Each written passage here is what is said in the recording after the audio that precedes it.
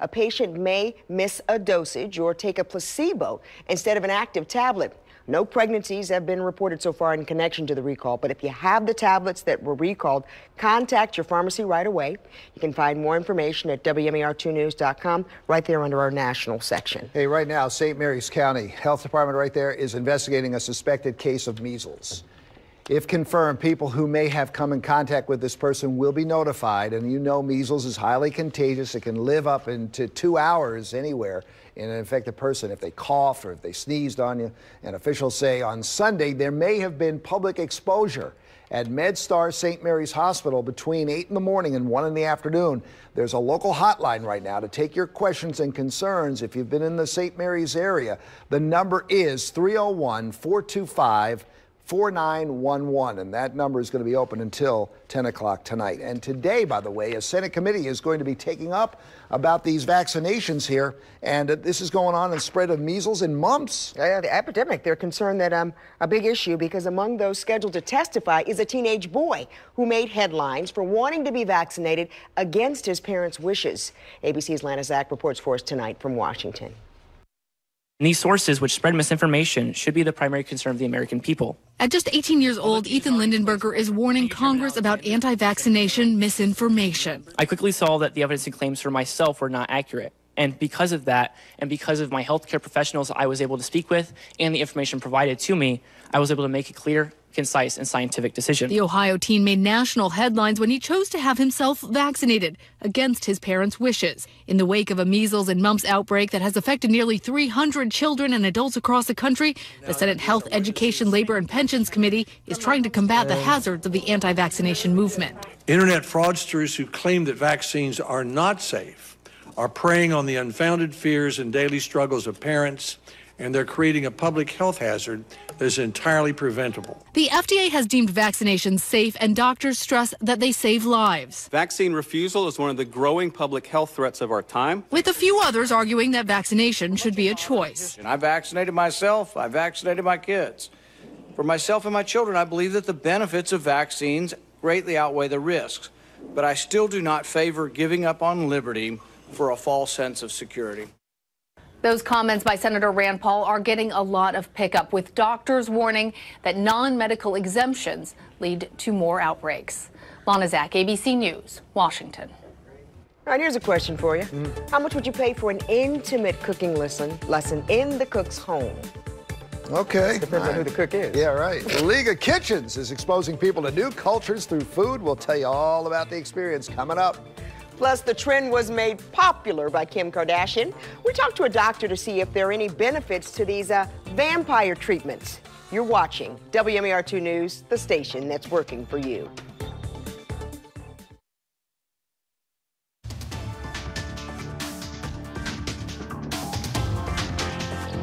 Hey, if you're a foodie, this is the place to be. Baltimore has been named one of Yelp's top 10 cities for food. Charm City comes in at number 9. Yelp's data science team compared cities, new restaurants, ratings, reviews, cuisine diversity, and the percentage of food photos to reveal where Yelpers love to eat. And right now, we've got San Francisco, number 1, right? We've got St. Louis up there. St. Louis. Yeah, for barbecue? I guess so. Honolulu, Plano, Texas. You got Richmond, and of course, the Permane brothers in Pittsburgh. Now, the site suggests trying the sweet potato polenta at Waterford Chocolate. That's on Lombard. Ooh. And then the buffalo mushroom wrap at Annabelle Lee Tavern on Clinton, okay? Ooh, you know what? Taste Buds on WMAR2 News kind of started the craze, though. Oh. They made us go out and enjoy food and all that. They like to eat. We know that for a fact. You tell me that New Orleans is not on that list? Not for their jambalaya You're or kidding their crawfish? Every restaurant in New Orleans is great. It's rigged. Come on. It's rigged. Yep. It's rigged. All right. All right, sometimes it's nice to be, get things from another point of view, right? In some respects, that's what people are doing by signing up for a very unique cooking class. Chris Welch found that participants leave with much more than just that recipe. Okay. An elaborate table is set. Okay. Argentinian folk music fills the room. Welcome. And 5 strangers, including us, get together in Mirta Rinaldi's apartment. I grew up in the mountains. To learn the culture This is yerba mate with chamomile. And cuisine. Then we sip through, and that's how we drink mate. Of her home country of Argentina. Cooking it's been my passion all my life. So teaching this from my home and sharing our culture, it's a gift. It's a culture where food, specifically meat, plays a big role. Numero uno, barbecuing. Everything. Meat, steak. Mirta is just one in a network of 14 instructors, all part of what's called the League of Kitchens. So please, start eating because we have a lot to work. It's an organization where someone originally from another country can impart their culture and recipes onto eager students. Doesn't that look yummy? Regardless of their cooking ability. Yummy! Clearly. All right. Chopping parsley for a chimichurri sauce. That's amazing. Try it with bread. Gladly. You put this on what? Meat, a lot of meat. So much meat and so much smoke. The fire alarm goes off so often here, Mirta's daughter knows exactly what to do. Pretty much every class. Soon the main course was finished and the short ribs were served. The verdict? I'll wait till you finish chewing. I don't know if I'll ever stop finished chewing because I'm just going to keep eating. I think that the best way to learn someone's culture is through food. The meat should be dipped in the chimichurri. Mirta believes when we learn about someone's culture, we learn to respect each other's differences. Oh, we need that more than ever. And it's why she opens her home every Sunday. I love it. Reporting in Queens, New York, I'm Chris Welch. And now from WMAR 2 News, Maryland's most accurate forecast. And if you're thinking about dinner tonight, well, we are dealing with dry conditions, but it still is cold out there. Temperatures in the Inner Harbor right at 37 degrees, but we're noticing a few clouds here or there, but overall not too active at the moment. But that will be changing over the next couple of hours. We have an Arctic front headed our way. Temperatures, though, anywhere from the mid-30s toward the upper 30s at this hour. And we're noticing that especially across our region, but we're noticing a little cooler toward Havre de Grace and a little cooler toward Cockeysville and even Jarrettsville at 32 degrees. Now, as we recap today's high temperatures, we topped out at 40 degrees. Overall, it was a pleasant day. We had a little breeze. Well, we had some breezing conditions at times throughout the day, but overall, it still was a pretty nice day. But we were still below normal, and we're expecting cold conditions to linger as we head throughout the next 2 days. And tonight, especially, we will be feeling colder. And then we'll be looking for flurries east as that Arctic front passes our region. And then as we head toward Friday, we're still looking at the threat for wintry weather. But let's focus in on the cold. And as we show you this wind chill, I want you to notice 5 a.m., 7 a.m., 9 a.m. as you are getting ready to head to work and school, as you're thinking about grabbing coffee or tea, you will have to grab all those warm items and those warm layers because we are talking about some very cold wind chills out there, some very cold conditions, and you'll feel it, feeling like 5 degrees as we start the day out in some areas. And it's all due in part to the wind and the cold that'll be moving in. As we look at the wind at this evening, we'll notice the winds picking up to range anywhere from 10 to about 20 miles per hour. We could even have gusts higher than that. And as we head throughout the day, Wednesday, we will stay breezy. Wind gusts potentially above 20 miles per hour. When you factor in those strong wind gusts and cold air moving in, that will lead to, again, a bitterly cold day. Now, at the moment, we're dealing with clear skies out there now, but this Arctic front has already triggered lake effect snow showers back toward our north and west, and it will continue to move in our direction, sweeping across our region as we head throughout the early evening.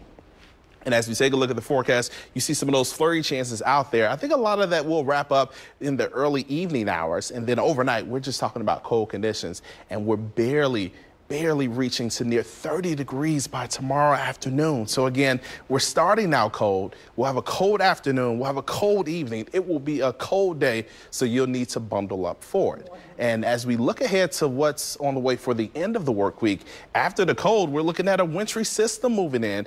As of now, it looks like the system is slowing down, so we could see some snow potentially later in the morning and even into parts of the afternoon. We still have to track where this forecast takes the system, but this means if you're traveling anywhere on Friday, if you're thinking about doing anything outdoors, it's a day you want to bring everything inside because we're still dealing with wet weather in the forecast. And tonight, especially after 8 p.m. and 9 p.m., We are talking about some cold conditions, temperatures back down into the upper teens and even lower 20s across a lot of our area. Wind chill concerns out there. Again, cold weather dominating the forecast for this evening, so dress accordingly. And think about the pets overnight, too. You may want to bring them in.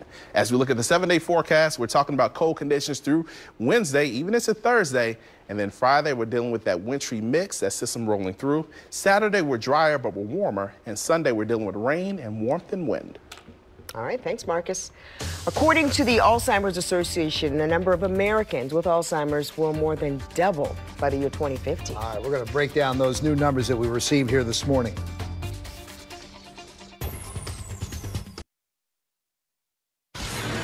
All right, the movement to look and feel young, you know it's big business, but the FDA is now cracking down on it. Yeah, that's right. It issued a statement recently warning consumers against using plasma infusions from young blood donors, saying the purported anti-aging benefits do not exist. Meredith Wood has more tonight. Dubbed vampire plasma, companies were hawking the infusion treatments for thousands of dollars, claiming to treat a number of conditions. While the FDA strongly discourages consumers against falling for the fountain of youth claims, highlighting the risks involved, there are some treatments where a patient's own plasma is used, and those remain legal. PRP stands for platelet-rich plasma. It's essentially a treatment where we draw a patient's blood.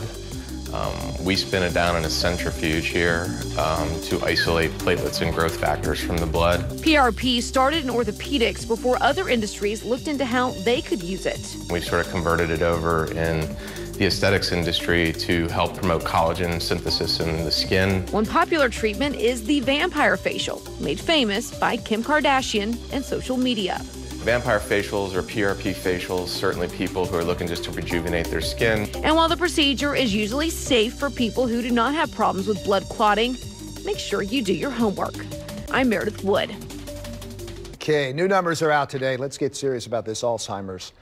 The association says the disease it's impacting, it's having its patients and their families, and according to the latest facts and figures, here they are right now. 5.8 million Americans are living with Alzheimer's right now. That is a slight increase from the prior year.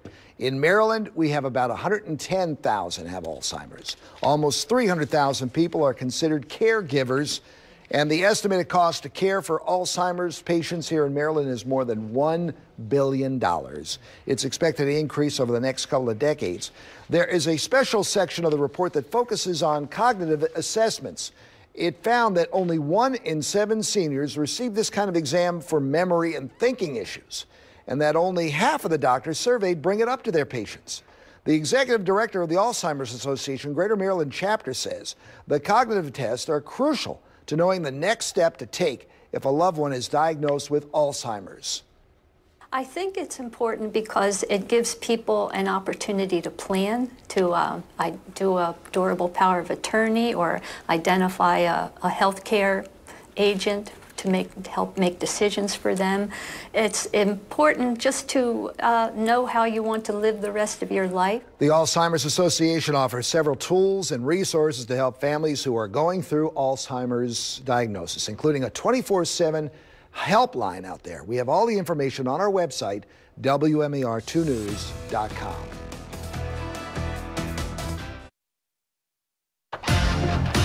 All right, we have breaking news that we continue to follow here. We broke it at 5 o'clock, and now there's more to tell you here at 5:30. A former Baltimore police sergeant whose name came up during all those trials with the Gun Trace Task Force is now facing charges of its very own right now. That's right. Acting Commissioner Michael Harrison says based on today's indictment and other information he received, he is suspending 3 current officers, pending on the outcome of an internal affairs investigation. A 4th officer listed in the indictment is already suspended.